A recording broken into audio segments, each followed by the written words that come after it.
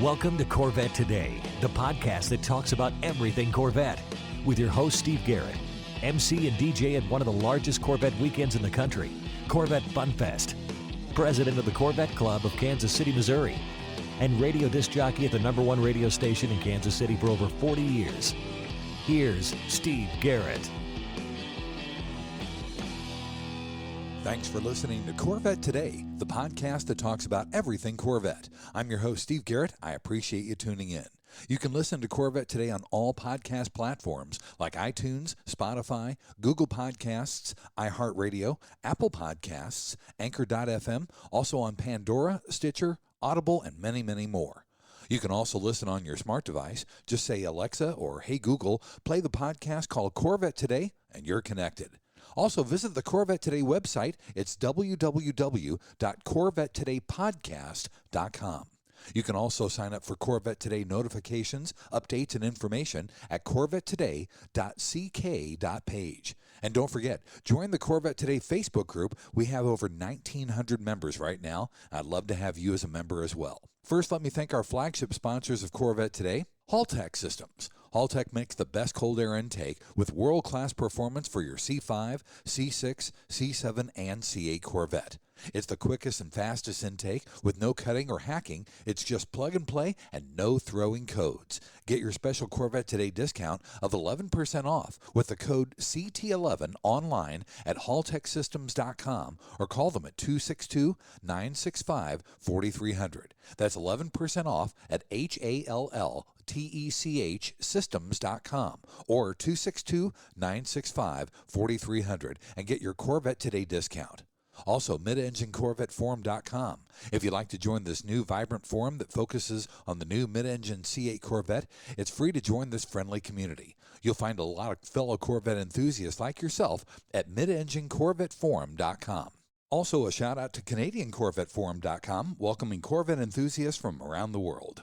If you've never been to the 24 Hours of Le Mans in France, you know it's the granddaddy of all races. Now, if you get to participate in the 24 Hours of Le Mans with a race team, it's even more special.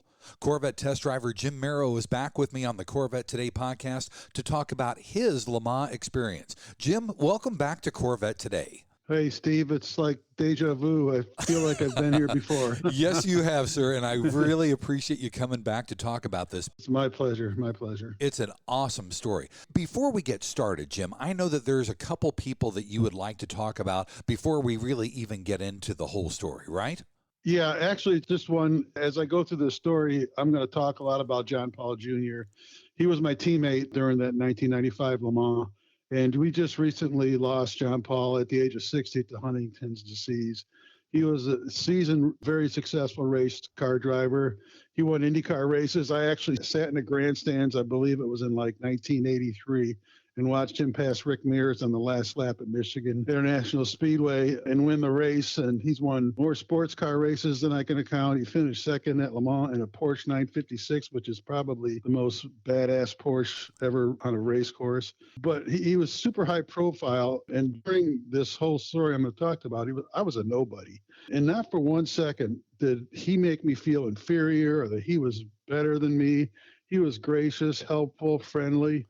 And the third guy, Chris McDougal, who was like me, didn't have a lot of exposure. He always included us on anything he did. Auto racing couldn't have had a better ambassador than John Paul, and my heart is with his family. Well, I'm glad we talked about John Paul right off the bat because, like you said, we'll be talking about him more and more through the whole podcast. Absolutely. First of all, let's talk about your introduction to Tommy Sapp. Tommy was a real character. Tell us about him and how he got you going into this Le Mans experience. Yeah, there's quite a backstory with Tommy. This goes back to before 1990, and I was still in the W car group doing the Lumina. Chevrolet had just come out with a new package called the Z34. And back in the day, it was a pretty cool looking car. Yeah. And it was like the performance variant of the W car lineup at the time. They just came out with the 3.4 liter double overhead cam engine.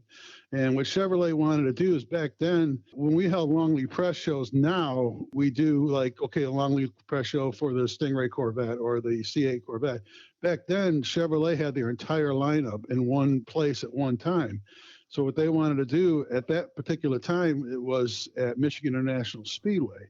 And what they wanted to do was to showcase the Z34 was run all these laps on the high banks. And so we had to put together a car for this demonstration. I think we were running 4 or 5 laps. And there were 2 cars. They had just completed the 24-hour endurance run at Fort Stockton, Texas in the C4 Corvette. And Tommy Morrison was going to drive that car, and I was going to be behind him in the Z34. I think I was going to run 4 or 5 laps, but we wanted to have the car set up for an oval, and part of that is having positive camber on the left side of the car and negative camber on the right side of the car. Right. To get maximum grip. And unfortunately, in that old W car, the knuckle was welded onto the strut, and there was no room in the tower to move the strut, so we had to basically build these struts from scratch. And so I was fairly new to the ride handling community. I just had the job for a year or two. So I went to Scott Allman, who at that time was the Corvette ride and handling engineer, the same job I got about 14 years later. And he said, you got to call this guy named Tommy Sapp. Tommy was big into road racing, but his roots were oval track. He said, if anybody could do it, Tommy could. So I got in my car and I drove over to Wixom, Michigan, and I went into his shop. And let me tell you something. I was not prepared for the guy that walked out. Tommy he's a big, burly guy from Albany, Georgia. He had a big old long beard. Hated engineers, had no use for race car drivers. And actually, he used to refer to race car drivers as spacers. They filled the space between the steering wheel and the seat. Oh my gosh. And back then we had to wear shirt and ties at work. So I come walking in, and he had history with General Motors and General Motors engineers. And he looked at me and goes, just shook his head. And I'm coming there with a proposal to get him some business. And he just, Tommy's Tommy. And he immediately gave me the nickname Geek, just because I was an engineer. So from the rest of the story, 90% of the time, he called me Geek. Oh my gosh. But he was surprised when I embraced it. I wore it like a badge of honor because this is all Tommy Sapp. And I remember when I walked in and I kind of explained what we were doing, he was getting ready to run a race team. He said, you want me to get a driver for you? And I said, no way, I'm driving it. Again, he had no idea who I was. He just shook his head and walked away. But over the next couple of months, he did warm up to me. I think it was because I wasn't the stereotypical GM engineer. He knew I was a little different. I was totally blue collar. I was humble.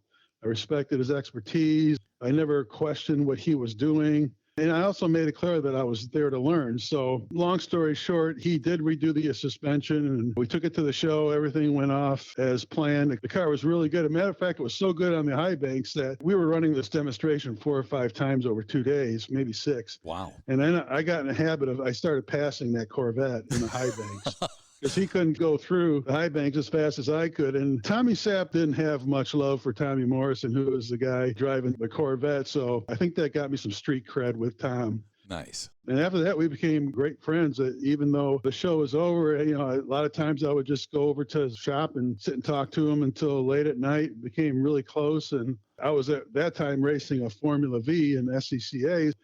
This was really uncharacteristic of Tommy. He started attending my races. Wow. So it was pretty cool. That's how I met Tommy Sapp. Now, GM also decided to run the Geostorm World Challenge team in conjunction with the Geostorm Celebrity Races. Isn't that true? Absolutely. GM decided to do a dual program. It was shortly after the Z34 show. The Geostorms had just come out, and so what they wanted to do was run a couple of factory cars into the World Challenge Series, and they also wanted to do a celebrity production with the production cars in conjunction with some of the World Challenge races. Okay. It was a lot like what Toyota was doing at the Long Beach Grand Prix. Oh, okay. So Tommy needed support for the celebrity cars because, there were like 15 or 20 of them. And so I volunteered. I just said, I'll go and help you out. And when I did that, then he let me be a crew guy on the factory cars in the races that the celebrity cars didn't run with them. So I was traveling with the team all the time. Kind of a little backstory that the World Challenge cars were driven by 2 drivers named Mark Walikachuk and Kurt Catello. And I didn't know this at the time, but Tommy didn't have much use for Kurt. Kurt was a great guy. I mean, don't get me wrong, but he had very little experience in, those cars were front-wheel drive race cars. Right. And I also didn't know that, I think Tommy saw something when I was racing the V, went to my races, but he was actually hatching a plan for me to replace Kurt the following year. He didn't tell me that, but at that point, he strongly recommended I bought a Geostorm and race it locally to get exposure with the Geostorm race team and Chevrolet racing and marketing and things like that. just going back to Kurt, like I said, he was a really good guy. Trust me, the fact that he didn't drive that following year, he is a very successful restaurant owner. And he has several high-profile restaurants in Michigan. They've been featured on Dining, Drivers, and Dives, I think, show that was in... Diners, Drive-Ins, and Dives, yes. Yeah. If you remember, there was a restaurant, several restaurants that Kid Rock was with the host. Yeah. Those restaurants are owned by Kurt Cotello. Oh, okay. Kurt turned out just good. So I purchased the Geostorm. I went to a dealership, purchased it, took it directly to the Tommy shop, tore out the interior. We installed a roll cage. My wife thought I was nuts because here I go. I went by a brand new Geostorm. It had like 8 miles on it, and we're filleting it and turning it into a race car. Got to take insurance out on it. We took a loan out.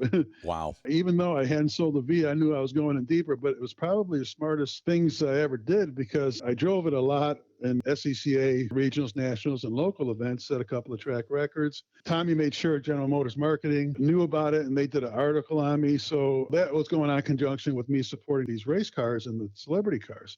Now, to digress back to the celebrity series, I can't remember how many races we ran, but there were some big celebrities. I can't remember them all. A lot of local news station celebrities and things like that. Some of the bigger ones that I remember Alfonso Ribeiro, who I think was on the Fresh Prince of Bel-Air and America's Funniest Videos. Right. I remember Tony Dorsett when we were running in Dallas, who was a great running back for the Cowboys. Right. And the third one, and this will go further into the story, was a guy named Donnie Osmond. No kidding. Childhood star.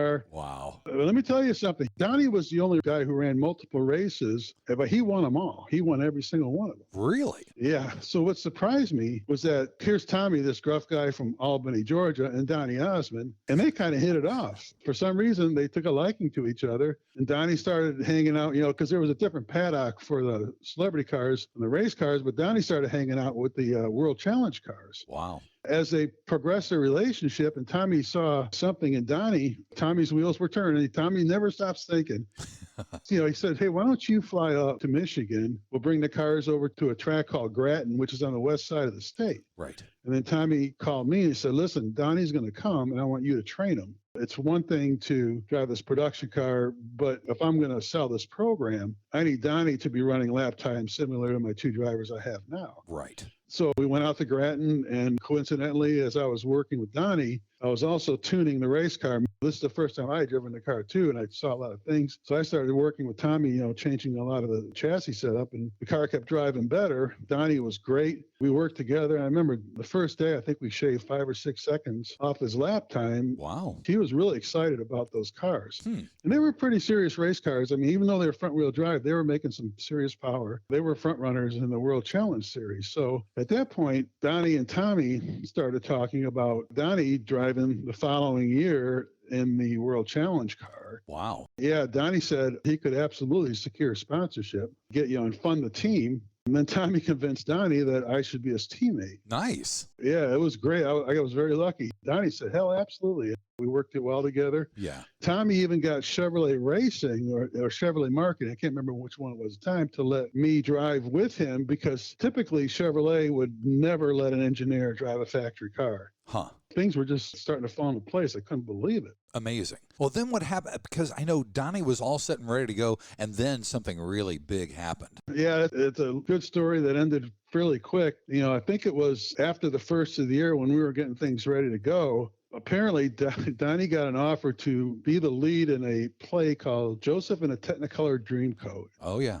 And I was like, what the hell is a Technicolor Dreamcoat? But as it turns out, later on that year, Terry and I actually went and saw him. Coincidentally, I was in Tommy's office, and Donnie called Tommy and basically said this is the toughest decision I ever had to make, but the money was just too much to refuse. Wow. Tommy tried to keep the factory effort alive with me, and he was trying to secure a funded driver, but he couldn't do it. And at that point, General Motors was kind of falling on hard financial times, so they just canceled the whole program. I mean, celebrity cars were done. The factory cars were done. It was over. I mean, basically, it was close but no cigar. Wow. That's devastating. It really is. It was. I got a lot of close but no cigars stories through my life. But you know what? I got some really good stick time and some pretty good race cars. Met some pretty cool people. So if it all ended there, that was fun. So Donnie Osmond pulls out of the celebrity races. GM cancels everything. What happens to Tommy at that point? It was kind of weird. It was shortly after he took on a job crew chiefing for Tommy and Bobby Archer, who ran Dodges out of, I think, Duluth, Minnesota. He had good success with them. He was crew chiefing the cars, but the Archers brothers really like to micromanage the whole operation. And you don't do that to Tommy Sapp. No. He ran one season with them, and then he just disappeared. I had no idea where he went. Really? No idea what he was doing. Yeah, it was just, he was gone. Wow. I thought maybe he went back to Albany, Georgia. He was his own man. I just hope he was happy. I think 3 or 4 months went by. I can't remember who told me, but I found out Tommy's in New Zealand running a team that with their version of Trans Am. I don't even know what they call it. Oh, my gosh. Tommy's that kind of guy. He just pops up, and the next thing you know, he's doing something like that. And I just hoping he would be happy.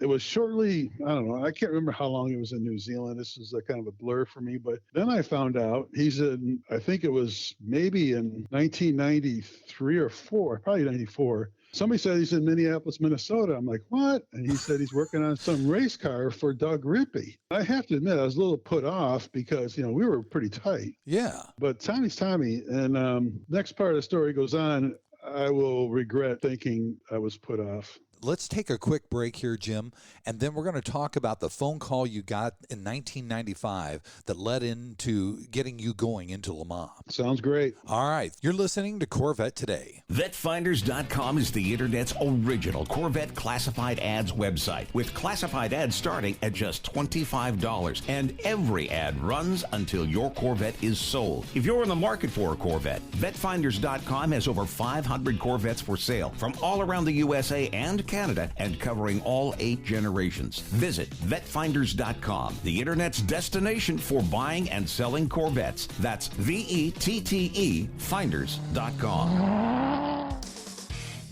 KC Trends Motorsports has been the Midwest's largest custom wheel superstore for over 25 years. They specialize in C8 wheel fitments from the top brands in the industry, like HRE, Vossen, ADV1, Avant-Garde, and more. They ship daily from their Kansas City location to all upper 48 states with the best pricing and inventory in the country. Need tires? KC Trends Motorsports has you covered. They have tires in stock from Michelin and Pirelli. Plus, they can help you with a customized wheel and tire combo for your Corvette to truly make it one of a kind. And if you need wheel ideas, no problem. Simply go online to kctrends.com for their car and wheel visualizer. See the wheels on your Corvette before you purchase. Also, there's dozens of wheels and tire combo pictures to look through online to spur your imagination. And their expert staff is there to help you with wheel and tire sizing and offsets for your C6, C7, and C8 Corvette. Visit them online at kctrends.com. See them on Facebook and Instagram. Make any Corvette a one-of-a-kind with KC Trends Motorsports. Call them toll-free, 877-962-5200. KC Trends Motorsports. You're listening to the Corvette Today podcast with Steve Garrett. Hey, thanks for listening to Corvette Today, the podcast that talks about everything Corvette. I'm your host, Steve Garrett. With me today, again, is Corvette test driver Jim Mero. We're talking about Jim's Le Mans experience. Jim, you got a big phone call back in 1995 that really got you going into Le Mans. Talk about that phone call, because Tommy Sapp was gone, and all of a sudden he reappeared, and here comes the phone call. Yeah, it's crazy. This is where the story goes from, this is really cool, to holy crap, no one's going to believe this. But at the time, I sold the Geostorm. I was into it for a lot of money. I went back to racing my Formula V. We were running with SCCA Nationals. And I didn't know this, but Tommy was monitoring my progress. Huh. Yeah, I really loved racing Formula Vs. I mean, that was tight wheel-to-wheel racing. There'd be 50 or 60 cars in a race. We were running really good. They only made 60 horsepower, but they were so light, the lap times were very similar to what a Corvette ran. Wow. So here's the part I'll never forget. I was in my shop. I have a shop behind my house, working on the V. I think I had a race the following weekend. The phone rings. I pick it up, and there's this one word. It says geek. Geek? Yeah, we know who that is. And this conversation lasted like 30 seconds. And I said, Tommy, and he said, you all reckon you can drive this car I'm working on for Rippie? And I had no idea what it was, but I said, absolutely. And he said, be at Brainerd International Raceway Monday morning, call Doug's secretary for the hotel information, click. That was how long the conversation went. So I called Doug's secretary, got the information, I booked the ticket, rent a car. Sunday night, I was in Brainerd, Minnesota. Wow. He didn't even tell me what time to be ready to go.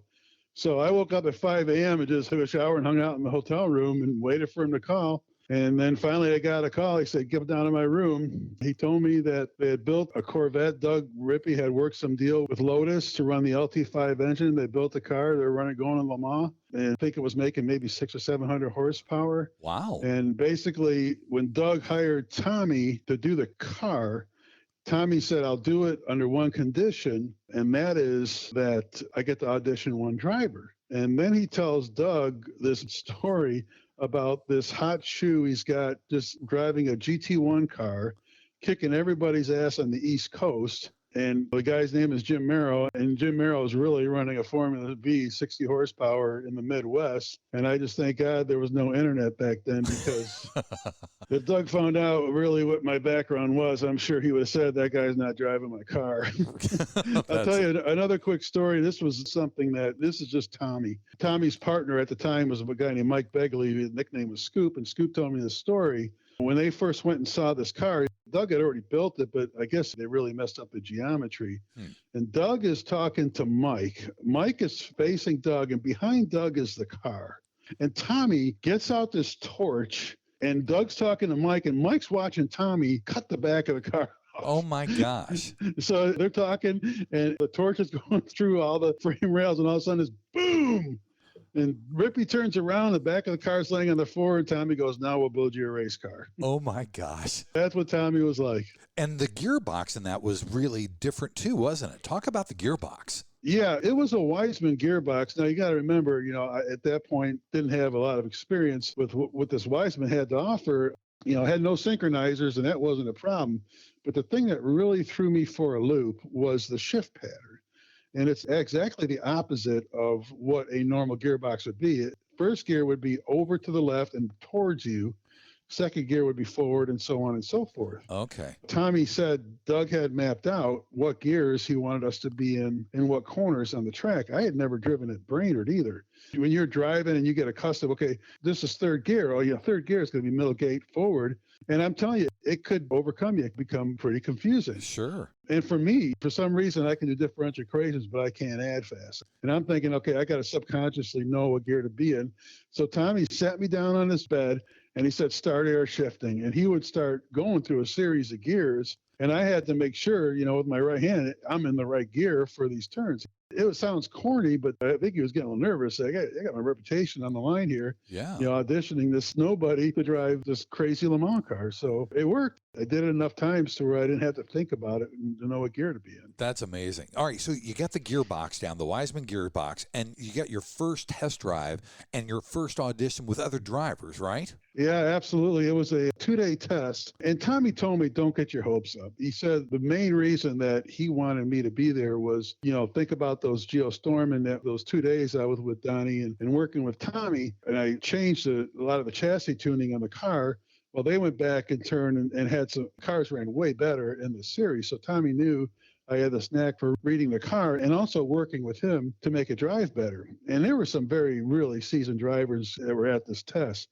First one, a guy named Dominique Dobson. He was at the time racing Indy cars, having really good success. Wow. Another guy, Bill Cooper, he had been driving the World Challenge Series forever for Doug Rippie. He won a ton of races in the Corvette Challenge back then when they had it. The third driver was a magazine writer named Mac Demir, who was also very fast, and he was also going to do an article on the car, and then I was the fourth. But the cool thing was Tommy convinced Doug to let me arrive an hour before the other guys because they needed somebody to shake the car down. Wow. No pressure, right? Yeah. Admittedly, I realized my chances were slim to none, but I was just going to make the best of it. I'm thinking, okay, just a week ago, I'm watching Dominic Dobson drive IndyCar races, and I was watching Bill Cooper run World Challenge races for years, and I thought, well, if it all ended here, if I get 2 days in this unbelievable car, it's kind of like the storms, what bad could come from that? Yeah. So we arrived at the track, and I saw the car for the first time. I'm like, holy crap, this thing is just crazy. Coming from a showroom stock car, which had a full interior, and these are cars you just see pictures of, this beautiful race car. Yeah. And that's also the first time I met Doug Rippie. I remember going at these World Challenge races when I was doing the storms, watching Doug's cars run because I was always had Doug Rippie across the windshield. Sure. With R.K. Smith and Bill Cooper, and they were just gorgeous cars, kicking everybody's ass in World Challenge. It was really cool. And now this is the highest profile car he built. And I just beside myself thinking, here I am talking to him, about to drive the car. And Doug couldn't have been more gracious. So after all, I was a seasoned GT1 driver kicking everybody's ass on the East Coast. Or so he thought. And so he went through the car, went through the switches, what switch run, what coolers, obviously what gears to be on for the track. He had a track map. He knew I'd never driven at Brainerd, so he knew I had to get used to the track too. So he said, yeah, get dressed, put your helmet on, and let's go out and shake it down. And I remember going in the trailer, changing, getting into the car, belting in, firing it up, looking forward. The thing was just so loud. The sound was just unbelievable. But I look forward, and I'm thinking, what the hell are you doing here? It's surreal. I mean, I'm just taking one step at a time. Sure. And then Tommy put me at ease a little bit. Tommy comes in, he's kind of pulls the window on the other side. He leans in, and he says, hey, geek, if you wreck this car, you better die in the crash.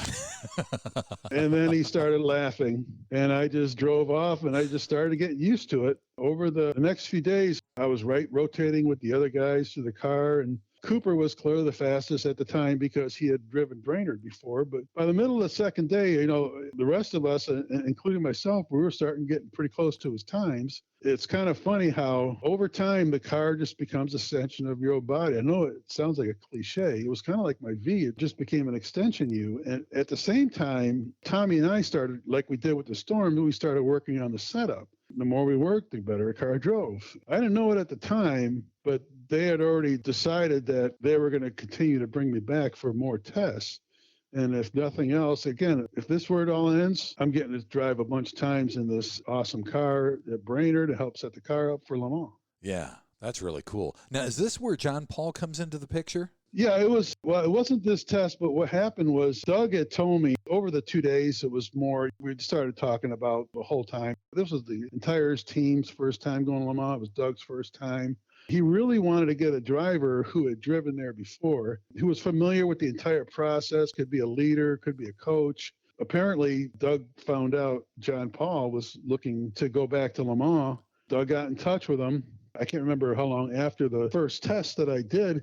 Doug and John Paul went back to Brainerd, and John Paul drove the car. He really liked it. He thought it drove great. At that point, they signed a deal. John Paul was going to be the driver. It was going to be John Paul Jr., Dominique Dobson, and Bill Cooper. But shortly after John Paul drove the car, I get a call from Tommy.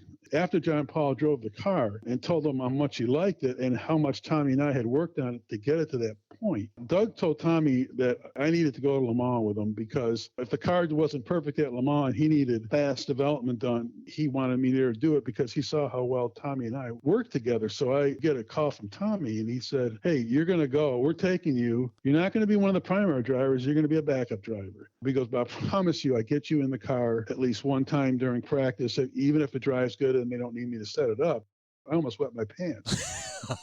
If you look from beginning to the end, it sounds impossible. If you look at each step through it, it's like, okay, yeah, I guess it's conceivable. And so then I needed to obtain a Group B FIA driver's license. And I'm like, how the hell do you do that? So I started researching into it. I had an SCCA national license, and I had enough races as a national driver. I could get a pro license. I got my pro license. Then I filed for a Group B license through FIA because I had SCCA pro license. $500 later, I had a Group B license that I could drive anything except a Formula One car. Wow, that's amazing. Jim, talk about the rest of the testing then and what happened before the car was shipped over to France. Okay, I can't remember how many tests I did, but I was back and forth between Michigan and Brainerd many times during the next several weeks. What I always do is if they were tested Monday, I would fly in Friday night or Saturday morning. That would help them work on the car during the weekend before they loaded it up to go up. And that got me some street cred with Doug and Tommy. The cool thing, I think for the next two tests, I was the only driver. Wow. They were just working. They wanted to do some engine stuff, keep tuning the car, keep developing the chassis. Tommy and I kept doing that, and it kept going faster. It was funny. Another side story was Tommy liked to drive around the track in a golf cart, and he would sit at the apex of the turn and watch my hands. Oh, my gosh. From there, he could kind of tell what the car was doing. And then he would come back and ask me. I didn't know he was doing that. I would just make sure what I said was in conjunction with what he was thinking. Right. And part of the story makes it funny is I talked about Mike Begley's scoop and another guy named Keith. They decided that they were going to go do this too. Now, Tommy sat at the apex, right? You never really go off too much at the apex. Right. Mike and Keith decided to sit at the exit of turn 1 at Brainerd. Now, the exit of turn 1 at Brainerd it's a drag strip. You go down through the staging area. I think it's almost a mile long. And then there's this long sweeping right-hander. And I remember I would always lift for it. I think we were doing about 160, 170 miles an hour. And I remember going to Tommy and go, I can't get myself to do it, but you think this thing will go flat out through turn 1? And he's like, I reckon so. Next time I go, man, I'm like, okay, I'm not lifting. I go down ripping gears through the straightaway. I can't remember if I put my left foot over my right. I said, I'm not lifting.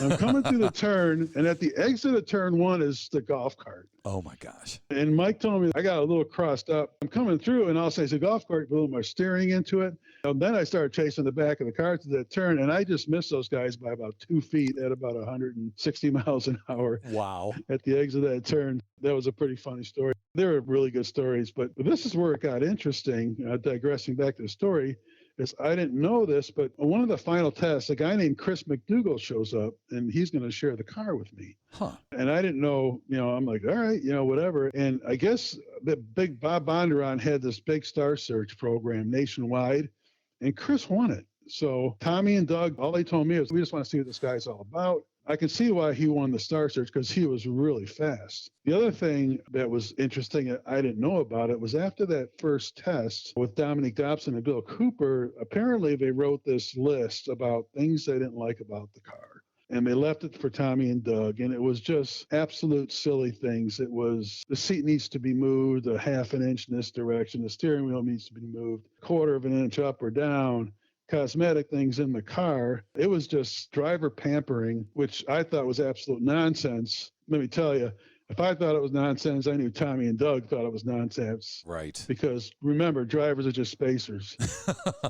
They fill the space between the seat and the steering wheel. It was funny because after I had learned that, I think I had 1 or 2 more tests. There was a 2-day test. The team always wrote a list of things to do on the windshield with a grease pencil. I drove for 2 days with that list written on the windshield, and I never said a word. Wow. And I don't know if it was a test or what. I just never said a word. I just kept driving the car. And I remember one time Mike Begley was standing next to the car. I'm getting ready to go out. I go, hey, Scoop. He says, what? I go, hey, do me a favor, throw a handful of dirt on the windshield. Picks it up, throws it on the windshield. I fire it off and take off. That's awesome. As the testing went on, this guy named Chris McDougal and myself, we were running fast. As a matter of fact, we were as fast or faster than Dominique and Bill. And then they got the letter, and then Doug and Tommy said, if Jim and Chris are running as fast as Dominique and Bill, why do we need Dominique and Bill? We can way cheaper. Wow. And so they decided to replace Dominique and Bill with me and Chris. And so I'm back in Michigan. I get a call from Tommy, and the next words out of his mouth are, you have been chosen. And I'm like, what are you talking about? He told me about the list and the decision, and I went myself for the second time. Oh, my gosh. It was like an out-of-body experience. I'm thinking people are never going to believe this, how I progressed to this thing. Racing a Formula V, and I'm going to Le Mans. That's incredible. Jim, let's take another break real quick because this is a good time to stop, and we'll talk about Le Mans in segment number 3 of Corvette Today. American Hydrocarbon, your one-stop shop for custom interior, exterior, and engine bay items for your C4 through C8 Corvette. We can help you create a custom look for your Corvette with carbon fiber or 10 different color patterns and styles. We've served customers in over 28 countries all around the world. Whether it's a custom-made engine cover for your new C8 mid-engine Corvette or custom-made C4 interior upgrades, American Hydrocarbon can help you transform your Corvette into a best-in-class show car. Our products have been featured in Vette and Corvette magazines, so give us a call. 813-476-5638. That's 813-476-5638. Visit our website at AmericanHydrocarbon.com or email us at pat@AmericanHydrocarbon.com. Let us help you make your Corvette the car you've always wanted it to be. American Hydrocarbon.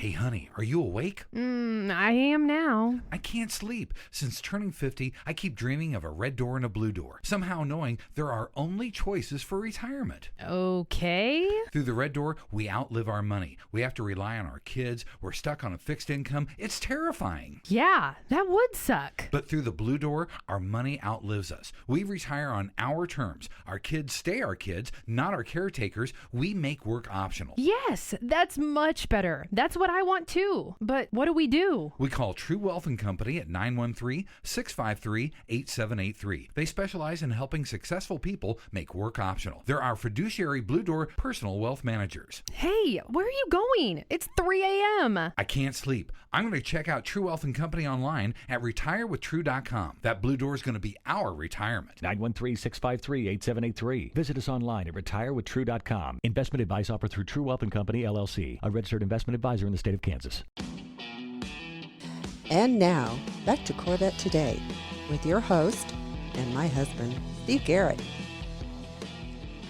Hey, thanks for listening to Corvette Today, the podcast that talks about everything Corvette. I'm your host, Steve Garrett. With me today, again, back for another podcast, is Corvette test driver Jim Mero. We're talking about his driving experience at Le Mans. In segment number 3, that's exactly what we're going to get into. Before we do that, though, Jim, you guys were running LT5 engines. How did that work out? Well, during the testing at Brainerd, that was probably the weak link of the car. I can't remember the details. There was always an engine issue. There were heating issues, some thermal issues. I think I actually blew one engine.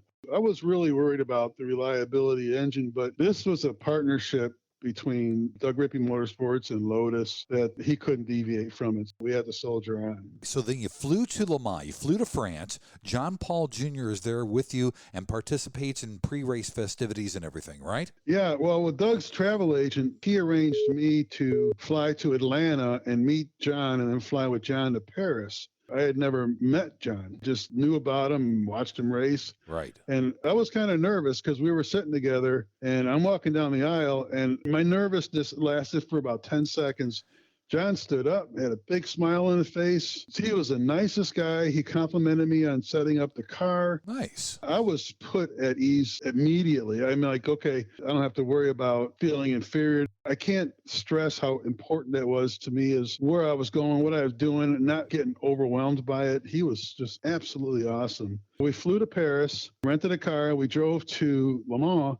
And that was on Saturday before the race. One of the big ceremonies is a technical inspection, and that takes place in the town square in front of a big cathedral, and they roll the car between all these stations where you go through your tech inspection. So we were just kind of hanging out with the guys, joking around. It's kind of cool because where you roll the car, there's a post with string between them, but the crowds can get pretty close to the car. Tell you what, that Corvette had a lot of people around it. I'm just taking it all in. I heard about this, now I'm here type thing. And after the final tech inspection area, there's a trailer where the drivers register. So John Paul and I go in the front door, we registered, and I walked out the back door, and my world changed. It was unbelievable. I didn't even know they were back there because it was kind of fenced off, but there were just tons of reporters. And we walk out, and, I don't think a Corvette had been there in 10 or 12 years. And as it turns out, looking back, we're the only C4 Corvette that was ever there. So we came out. Of course, they flocked to us, but I think it's more because of John Paul. And they started asking all these questions. I'm thinking to myself, don't make a fool of yourself. I'm talking to reporters from Japan, talking to reporters from Europe. Wow. It was overwhelming, but I also admit it was pretty cool. It's also part of this. They're not going to believe this back at work. We did interviews for about an hour. We really liked it.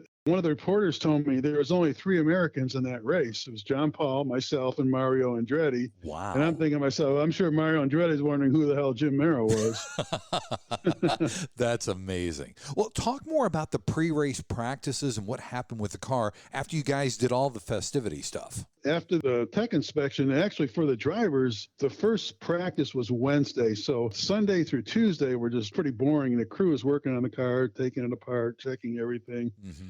shortly after, John Paul's girlfriend came in. So Chris and I were kind of hanging out together. I know there were several Lotus engineers there. They were instrumenting the engine, running diagnostics. They were worried too. So Chris and I just hung up and we would just walk through the paddock area. It was amazing that even though the practice didn't start till Wednesday, there's just thousands and thousands of people there. We would walk the track, the part of the track that we could walk, because part of the track is the public roads like the Mulsanne Straight and several of the other roads. So we couldn't walk at all. We were just trying to get through until that first practice. And finally, Wednesday shows up. And so they had like a 2 or 3 hour block in the afternoon. And then there was a block at night. And there was Thursday afternoon and Thursday night. So finally, we're actually getting serious about driving. John Paul was going to be the first driver out for practice, and then, we're getting pretty excited about this now. Right. I was going to follow John Paul, and then Chris was going to follow me. John Paul went out. He did, I don't remember how many laps. It wasn't many, maybe 5, maybe 6 laps. And he came in with a broken clutch. Ooh. And there wasn't enough time to fix it and get us back out. Yeah. So basically that ended the day practice. And guess what? The next practice was at night. Now, I had never driven at Le Mans, and I had never driven at night in a race car. Yikes. With the possible exception, that first time I drove the car at Brainerd, I was nervous as hell. I never get nervous getting into a car. I was nervous.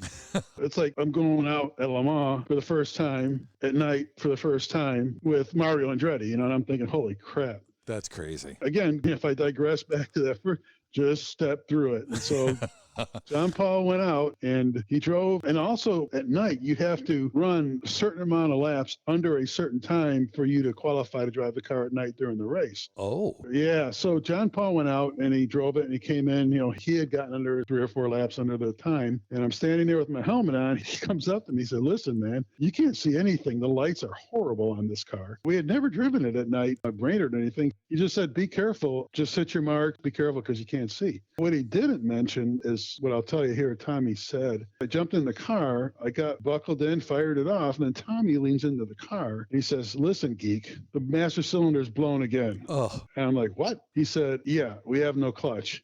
I look back at all the testing. We never had a clutch problem here twice in a row. Again, first time at Le Mans, first time at light, no clutch. The lights are terrible, no pressure. Tommy said, listen, we're going to start pushing you. And as we push you, just pop the car in the first gear and drive away. They pushed me. I popped the car in the first. I drove away.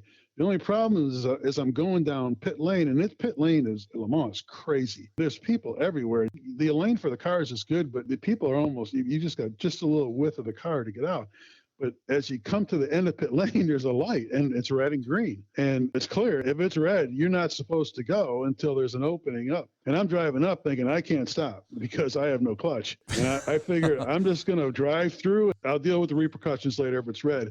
And just as I got to it, it turned green. I got lucky. Wow. John Paul was right, man. I got out there and I couldn't see anything. I'm like, oh, God, what am I going to do now? There's a turn called Tetra Rouge, I think, that goes on to the Mulsanne. And, one more thing that we hadn't planned on, and John Paul told me this, is John and I both wore glasses at the time. While we were testing the car in Brainerd, there was always no windows in it. Well, now you have to have windows in the car, so there's no airflow inside the car. So our glasses start fogging up. Oh, man. And for the next day, they ended up putting fans in the cars. So I'm going out, I can't see anything. My glasses are fogging up. And I'm going on to the Mulsanne straightaway, and I look, and a Porsche comes up on me, and I figure I'm going to let him by, and I'm just going to follow him. I let him by. We get down to Mulsanne, ripping through gears. I can't remember how fast, maybe 160, 170 miles an hour.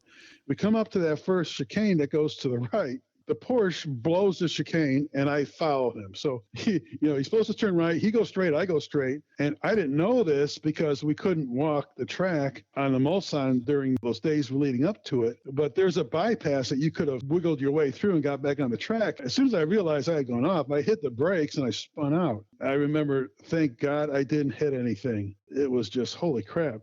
I got going again. Obviously the Porsche continued through the bypass. I went around to the chicane. And as I look back at that point in time, I'm thinking, oh my God, if I would have hit something, all that time testing, all that time getting Le Mans, I thank God every day that when I spun out, I didn't hit anything. And somehow I kind of fumbled through my laps. It wasn't easy because you couldn't see anything. I never told anybody, probably for months, that I spun out on that outlap. It was the outlaps. You're not timing you or anything. I never said a word that I spun out. Just kind of went through it. I think I say it was probably months before I told either Doug or Tommy. I can still vividly remember driving down the straight between the Mulsanne and the Indianapolis Benz. You got to go under the time. So I'm wide open and just almost driving in the darkness. And then you might see this little white speck on the right side of the track. And I'm just like, that's the curbing. Put your right tires over it. That's kind of how I got through it. And it was crazy because we were in the second or third class, the GT1 class. You come out of one turn and you look back and there'd be a set of headlights and you're like, okay. And 2 turns later, they're right on you. It was absolutely crazy. And as we were going through the session, the radios didn't work. Ugh. We didn't know we needed relay stations. I knew when the crew was trying to call me, I could hear static. I think they could hear me. But I also remember that when John Paul got out of the car, they didn't put fuel in it. So Tommy said, when we call you in, you have to come in because you'll run out of gas. It won't make another lap. And after 7 or 8 laps, I'm hearing a lot of static on the radio. And I come by and I said, listen, if you want me to come in, I need 5 guys waving their hands over pit wall because, again, like the pit straightaway, when you go down that front straightaway, these teams are 10 feet apart. It's not like you can see your group of guys. Right. So I came around one time and there are 5 of them waving their hands. And I'm like, okay, I come in. So I finished the cool down lap. I come in. And I'm going to tell you something. I had never been so happy to get out of a race car in my life.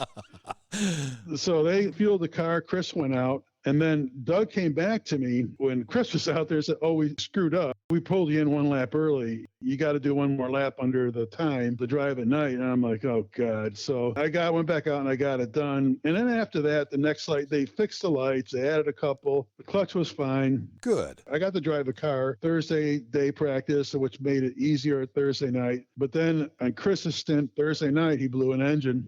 Here we go. We had 1 spare engine. And so that was Thursday. So we had Friday and they put in that last motor on Friday. Wow. Okay, so you're ready for the race. Talk about the pre-race parade because you're the only Corvette there and the French love Corvette. Yeah, absolutely. On Friday, the day before the race starts, there's a huge parade. We didn't even know about this. So somebody came down and said, hey, you got to get your driver's suit on and get downtown. And we're like, what? We get dressed, we go downtown. I didn't even know this was happening. But what they do is they have all the teams there and they pull you up on stage and they introduce the drivers to the crowd. And let me tell you, the town's just packed. I mean, as far as you can see, people were wall to wall. They pull us up onto the stage and the place went nuts because the Europeans love Corvettes. And after they introduce you, you get into this convertible, like a 1930s Peugeot or something, and they just slowly take you around the town during this entire parade route. Because it was the first Corvette and the Europeans love it so much. And really back then, security wasn't an issue. So they let the crowds come right up to the cars and people running up and asking for my autograph. And it was just crazy. John Paul was sitting next to me. I remember turning to John Paul and I said, these people have no idea what kind of loser I really am. Last week, I drove my Formula V, and Monday, I got to be back to work. Nonetheless, I just tried to stay in the moment because my thoughts were, this may never happen again, so just enjoy it. That's incredible. What an incredible story. So how did the race go? Not good. John Paul started the race, and, the festivities, we were all excited. Watching the cars take the green, finally, here we go. This is what we've been working for. I don't think he went 10 laps and the engine blew. Oh, I couldn't believe it. All that work. Building the car, all the testing in Minnesota, all the logistics to go to France. And I think we might have made 10 laps. It was disappointing. Oh, my gosh. So Tommy, Doug, and the crew started building a third engine from the non-damaged parts from engines 1 and 2. Isn't that right? They did. Throughout the night, they took the blown engine out of the car. They got the first engine that we blew Thursday night out. And luckily, after we blew the first engine, Lotus had a bunch of parts shipped in from England. So they had 2 blown engines, a bunch of spare parts. And with all that stuff, they built a third engine. Wow. They bolted it in, and I think it was about 3 o'clock in the morning when the car got running. They sent John Paul back out. But this time, Tommy said, we got to just make it to the end of the race. We're going to short shift the car. I mean, I think red line probably was 6,500. So he had us shifting at 5,000 or even 5,500. He goes, I want to make this car get to the end of the race. And then I was going to drive second.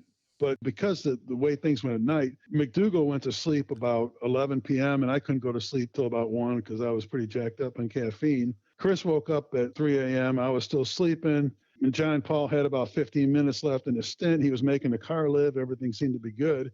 Tommy asked where I was, and they said I was sleeping, but Chris was standing right there. So Tommy just said, okay, Chris, you drive. So Chris went out, and with about 30 minutes left in his stint, he sent somebody to woke me up and get ready to drive. So I slammed down 2 cups of coffee, suited up, had my helmet on, ready to go. Chris pulls the car in, and smoke's coming out of the engine compartment. Oh, no. Yep. So what was going on? Well, we backed the car into the garage. We lift the hood up. They did a bunch of diagnostics. I'm still standing there. I'm getting ready to get in the car, helmet on, ready to go. And Tommy's bending over the car, and he just turns and looks at me, and it just like haunted me. He just shook his head. Ugh. This time, Le Mans was done. Tommy was pissed off because he knew Chris wasn't short shifting the car. Oh. Because his lap times were significantly faster than John Paul's. I was mad too, but it is what it is. I reflect back on it. I'm not too disappointed. I mean, I ain't getting a race. This is a once-in-a-lifetime experience. I was proud to be part of the operation, proud to be associated with those guys.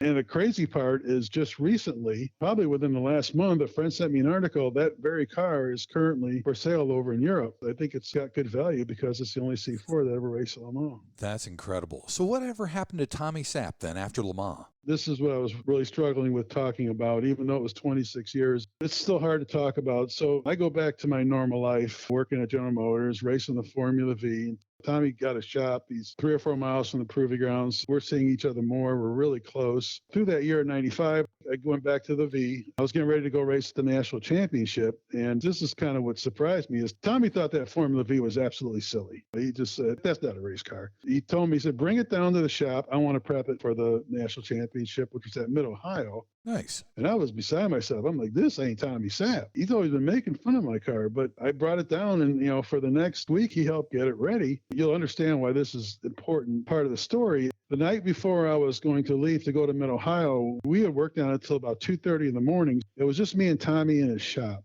He started a conversation that I'll never forget. Remember, he didn't have much use for engineers. And even less for drivers. I remember so many times he would say, anytime we were in the car at Le Mans or at Brainerd, one of his famous lines was, hey, for any one of you nitwits, we were nitwits. Oh. When I was alone, I was geek. When we were a group of drivers, we were nitwits. Okay. For every one of you nitwits I got driving this car, I got 10 in the stands who can drive it just as fast, kind of putting us in our place. So he starts this conversation. It's totally uncharacteristic of Tommy.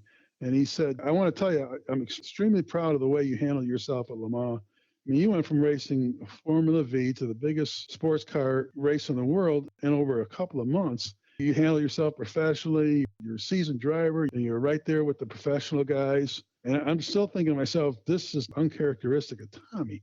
It was a heart-to-heart conversation like one we had never had. Right. I'll tell you why. It just sat with me. The very next day, when I was going to pick up the car, load it up, and take it to Mid-Ohio, I needed to put the rear shock on. So he wanted to do it for me, so he called me at work because I had the shock in my car. And he said, hey, run that shock down to me. I'll put it on before you load it up. And I think only a 4 or 5 minute drive down to a shop. I think about 7 or 10 minutes I left. I'm driving down to a shop, and suddenly there's a police car there, and they're detouring everybody off the main road and around all these dirt roads. And I'm thinking, okay, whatever, I'll just go around and come back in from the other way. I come back in the other way, and they had the road closed again. This was probably a quarter of a mile from his shop. So there's a McDonald's, so I just parked at McDonald's. I decided I'm just going to ask the cop if I can walk down and drop off the shock to my buddy. He said, yeah, no problem. So I'm walking down, and this is like things become surreal. I'm walking down, and I could see a red car against a tree. It wasn't like into the tree. The front of the car was 7 or 8 feet up on the tree. Ooh. And I'm like, what the hell's going on? I'm walking a little closer. I go, my God, that looks like the Cobra replica Tommy's been working on for another customer. And I'm walking, and then I hear somebody yell, Jim, Jim, and it's Tommy's wife, Bonnie. The next words out of her mouth, they'll haunt me forever. She just said, Tommy's dead. Oh. And I'm like, what? And what happened was, in between the time he had called me and said, bring the shock down, he decided to take this car out for a quick test drive. And what they had just paved the road with 2 layers of asphalt, and they didn't build the shoulder up. So there was probably an 8-inch drop between the asphalt and the shoulder. That Cobra sat low, so he dropped his right wheel, and it just shot him hard right into the tree. Admittedly, Tommy never wore seatbelts, ever. And he got thrown from the car. Mike found him, and it was just a horrible thing. I truly believe if he wore a seatbelt, he'd be alive. But you don't tell Tommy to wear a seatbelt. That's why I go back to that conversation we had. It was the night before. It was meant to happen. The only other thing after that was, when Tommy was gone, the relationship between Doug and myself was very strong. And so after that, Doug built a lot of race cars for customers, $100,000, $200,000, $300,000 cars. After the Le Mans thing, he had a new rule. The customer doesn't drive the car until I get to set it up. So over the next several years, Doug would build some like C5Rs. He was in Minnesota, Minneapolis. I was in Michigan. We'd meet at Blackhawk Racetrack down in Illinois. He would drive down, I would drive over, and I'd spend 2 days setting up every one of his customers' cars. And I still got a ton of stick time in these cars. And then the third day, they'd have the customers show up. And, some of these cars went to France, some went to South America, some went to Japan. So I was driving some pretty exotic cars. So it all worked out. It was just great. I look back on it, I still can't believe it. That's amazing, Jim. What an incredible, incredible story. Talking to people about Le Mans is one thing, but talking to someone that participated in the race and everything leading up to that is just absolutely incredible. Thanks for telling that story. Thank you so much. It's my pleasure. Not many people know about it because, again, it was 9 years before I even got the Corvette job. But I really appreciate you taking an interest and letting me tell it because it's a very important part of my life. Absolutely, Jim. You're part of our Corvette Today family. I appreciate it. I'd love to have you on as often as we can. As a matter of fact, we're going to do another podcast with Jim Mero and talk about his time at the Nürburgring and on the Autobahn in Germany. Jim, once again, thank you so much. What an incredible, incredible Le Mans story. Thank you for this. Thank you. Thanks again for listening to Corvette Today, and thanks to our flagship sponsors, too. Make sure you take advantage of these great podcast discounts from Haltech Systems. You can get 11% off with the code CT11. Use that online at HALLTECH systems.com or call them at 262-965-4300. Also, Apsis USA. Get 10% off online at APSISUSA.com or call them at 1-800-68-APSIS and mention the Corvette Today podcast to get your 10% discount. You've been listening to Corvette Today with Steve Garrett. If you'd like to contact Steve with any thoughts on the podcast or ideas for guests on Corvette Today, you can email him at stevegarrettdj@gmail.com.